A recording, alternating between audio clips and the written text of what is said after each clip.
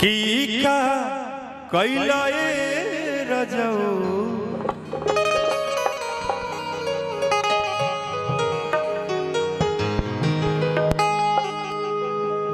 ये अंजनी भैया 4-5 दिन 6 दिन पहले आई लगा ना मुझकैला है रजऊ।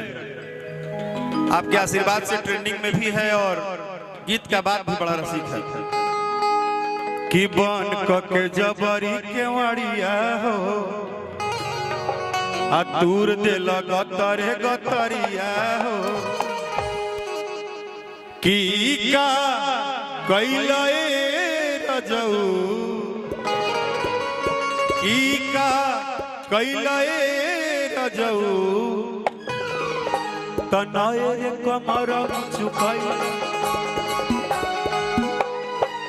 रे कमरा चुकाइला पलंग चुकाइला रजऊ आए रे पलंग चुकाइला कमरा चुकाइला रजऊ मन के जबरी के वाड़िया दूर दे लगा।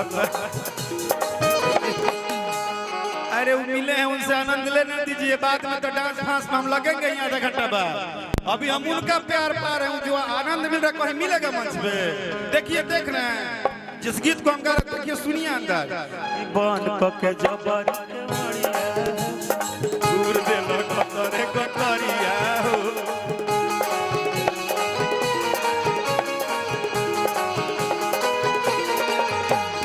बन के जबर के वाड़िया दूर दे लखतरे कटरिया हो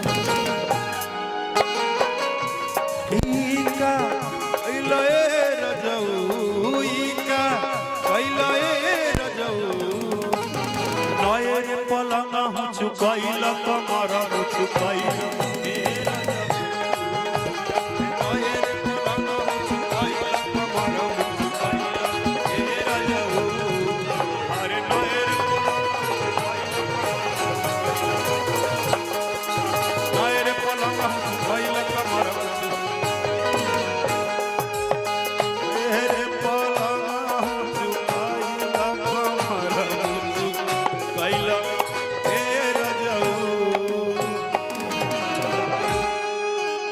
ये आनंद मिलेगा कहीं? एक ताली बजा के भैया को आप लोग प्यार दे दीजिए अपना। ये नहीं मिलेगा, ये लेना था हमको। अब हो गया, अब नाच गान जब हो तब हो भैया।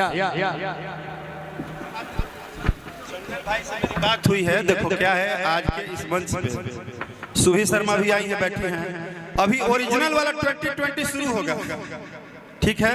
उनका कहना था, मैंने बोला कि अगर बेटी के लिए कार्यक्रम है तो पहला शुरुआत हम करेंगे।